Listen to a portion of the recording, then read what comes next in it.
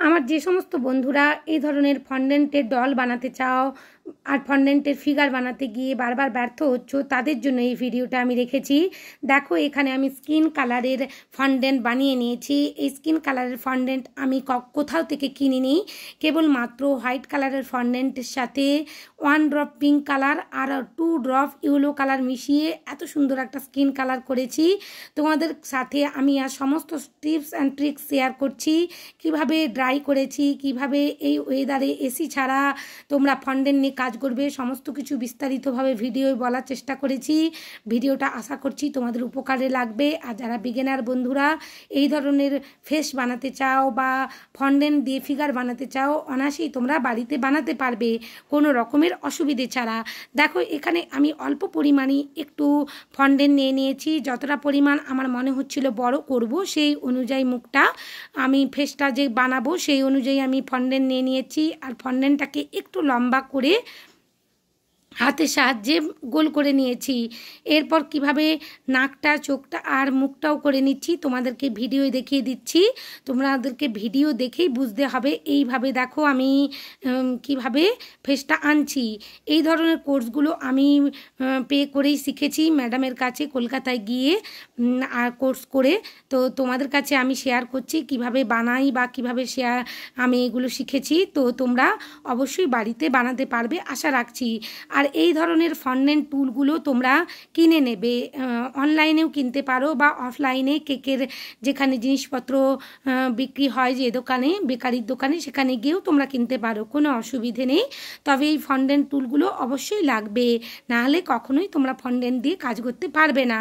দেখো, ধীরে ধীরে আমি এখানে মুখের যে লিপটা হয়, লিপের একটা শেপ করে নিচ্ছি। আর এই যে টুলটা ব্যবহার করছি, এই টুলটা খুবই একটা দরকারি টুল, না হলে অনেক কিছু ফ্লাওয়ার বানানোর সময় এই টুলটা খুবই প্রয়োজন হয়। এরপর দেখো, মুখের যে একটা শেপ হয় সেটাই বানিয়ে নেওয়ার চেষ্টা করছি। আমার অনেকটাই এসে গেছে ঠোঁটের কাছটা, মুখটা। খুবই ধীরে ধীরে আলতো হাতে করতে হবে। আর যতটা পরিমাণ তুমি ফন্ডেন্ট নিচ্ছ ততটা পরিমাণেই তুমি টাইলস পাউডার নেবে। টাইলস পাউডার কখনোই বেশি মেশাতে যাবে না, কারণ ছোট বাচ্চা যদি খেয়ে ফেলে সেটা শরীরের পক্ষে ভালো হবে না। তাই পরিমাণ মতনই মেশাতে হবে। হাফ টিস্পুন মেশালেই হবে, বেশি মেশানোর দরকার নেই। কখনোই বেশি টাইলস পাউডার ইউজ করে এই ধরনের ফন্ডেন্টগুলোকে স্টিফি করার দরকার নেই। দেখো, এখানে ধীরে ধীরে আমি কর্নফ্লাওয়ারও হাতের মধ্যে একটু করে ডাস্ট করে নিচ্ছি। মাঝে মাঝে আমার হাতের মধ্যে হোয়াইট কালারের যে অংশগুলো দেখতে পাচ্ছ, এগুলো আমি বারবার কর্নফ্লাওয়ার ডাস্ট করে নিচ্ছি হাতের মধ্যে। এরপর আমি চোখ করবার জন্য হোয়াইট কালারের ফন্ডেন্ট বসিয়ে দিয়েছি আর চোখের দুটো মণিও বসিয়ে দিয়েছি ব্ল্যাক কালারের। এরপর চোখের যে পাতাটা হয় সেটাই করে নিচ্ছি। ব্ল্যাক কালারের ফন্ডেন্টগুলো বিশেষ করে এই ওয়েদারে হাতের মধ্যে আটকে যায় আর কাজ করতে অসুবিধে হয়, তাই ব্ল্যাক কালারের ফন্ডেন্টের মধ্যে অবশ্যই তোমরা টাইলস পাউডার মিশিয়ে নিও। আর ধীরে ধীরে দেখো, একটা ফন্ডেন্ট টুল দিয়ে চোখের পাতার অংশটা বসিয়ে নিচ্ছি। এখানে ব্ল্যাক কালারের ফন্ডেন্ট একটু হাতের সাহায্যে রোল করে নিয়ে সরু করে নিয়েছি আর ধীরে ধীরে এক্সোটো নাইফ দিয়ে বসিয়ে দিয়েছি। একই রকমভাবে আমি আইব্রো বানিয়ে নেব।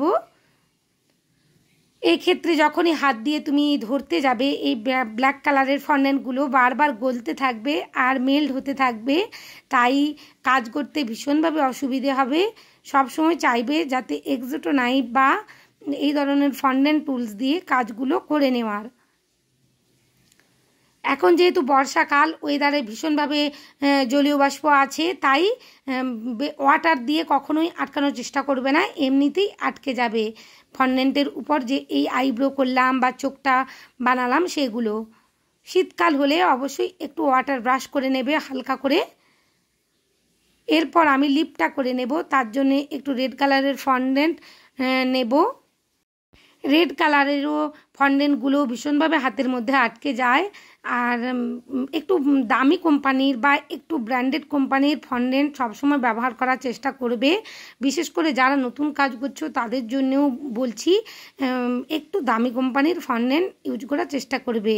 আমি এখানে ম্যাজিকুলেটার কোম্পানির ফন্ডেন্টটা ইউজ করছি। খুবই ধীরে ধীরে এখানে যে লিপটা বানাচ্ছি সেটা করতে হবে। একটু এদিক সেদিক হয়ে গেলেই চারিদিকে ছড়িয়ে যাবে আর দেখতে ভালো লাগবে না। বিশেষ করে এই বর্ষাকালে ফন্ডেন্ট নিয়ে কাজ করা একটু ঝামেলার হয়, কিন্তু চেষ্টা করলে নিশ্চয়ই পারা যায়। এখানে আমি বডিটা বানিয়ে নেব, তার জন্য দেখো ফন্ডেন্টটা ভীষণভাবেই নরম, ম্যানেজ করা যাচ্ছে না, তবুও আমি টাইলস পাউডার মিশিয়ে নিয়েছি। এখানে 2 পিঞ্চ আমি টাইলস পাউডার মিশিয়েছি।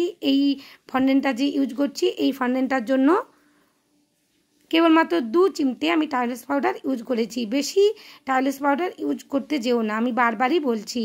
এখানে আমি ডামি কেকের উপর বসিয়ে দিচ্ছি। এই ডামি কেকটা আমি কলকাতা থেকে কিনে এনেছি।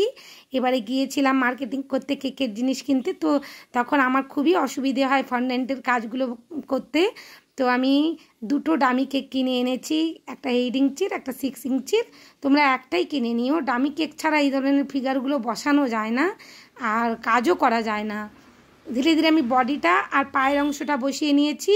এরপর একটু পিঙ্ক কালারের ফন্ডেন্ট ভালোভাবে বেলুন দিয়ে বেলে নেব, একটু পাতলা করে, বেশি পাতলা করব না, তাহলে তোলা যাবে না, তুলতে গেলেই বারবার কেটে যেতে থাকবে। এখানে একটা পিৎজা কাটার ব্যবহার করছি। এই পিৎজা কাটারগুলো খুবই কাজের এই ধরনের ফন্ডেন্টের কাজগুলো করবার সময়। এরপর ধীরে ধীরে ছোট বাচ্চাদের যে ড্রেসটা হয়ে থাকে সেই ড্রেসটাই করে নেওয়ার চেষ্টা করব। আমি যতটা সম্ভব তোমাদের কাছে যেভাবে বানিয়েছি তুলে ধরার চেষ্টা করছি। আর আমার এই ফন্ডেন্টের টপারগুলো দেখে কাস্টমাররা খুবই খুশি হয়ে যায়।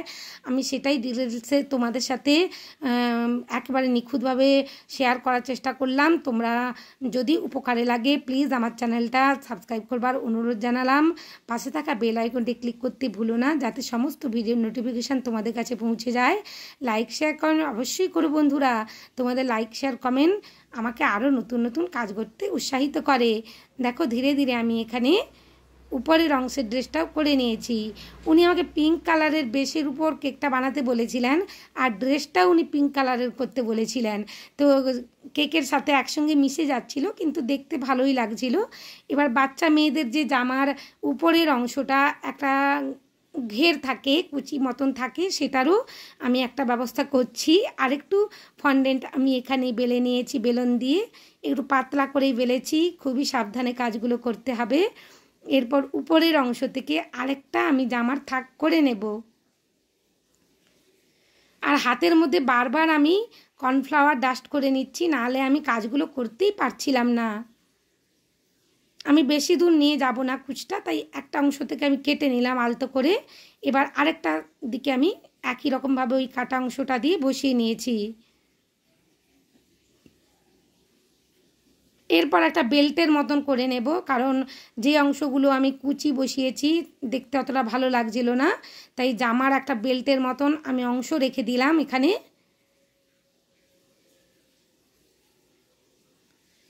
আর কলারের মধ্যেও একটু পিঙ্ক কালারের একটা ফন্ডেন্টের এফেক্ট দিয়েছি। আর এখানে ফেসটা বসিয়ে দিয়েছি। আর ফেসটা তোমরা একটু কাত করেও বসাতে পারো, আমি সজা বসিয়ে ফেলেছি। আর আগে থেকে কিন্তু আমি ফেসের মধ্যে একটা স্কিওয়ার্ড আটকে নিয়েছিলাম, আটকে হোল করে নিয়েছিলাম, কারণ এটা সেট হয়ে যাওয়ার পর কখনোই তোমরা স্কিওয়ার্ড দিয়ে করতে যেতে পারবে না হোল, তো সেটা বারবার ভেঙে যাবে। তাই সবসময় সমস্ত কিছু বানানোর পর স্কিওয়ার্ড দিয়ে একটা হোল করে নেবে, যাতে যখন সেটিং করবে সমস্ত কিছু বডি, ফেস, হাত সব, তখন অসুবিধে হবে না। এখানে হাতটা যে বানিয়েছি আমি 2টো ফন্ডেন্টেরই একই সমান করেছি, ছোট বড় করলে হবে না, একই সাথে রোল করে সমান করে করে নিয়েছি। আর এখানে হাতের জামাও করে নিচ্ছি ধীরে ধীরে, জামার যে হাতল থাকে সেটাও করে নিলাম।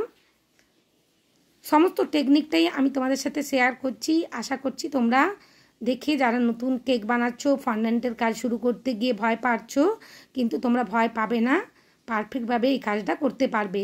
এখন বর্ষা সময় বলে, ওয়েদারে হিউমিডিটি বেশি বলে তো কাজ করতে অসুবিধে হচ্ছে, কিন্তু একটু ওয়েদারটা চেঞ্জ হয়ে গেলে অনায়াসেই তোমরা কাজ করতে পারবে।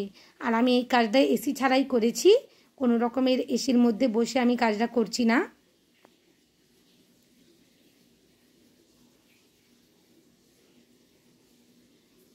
এরপর কান করে নিচ্ছি আমি।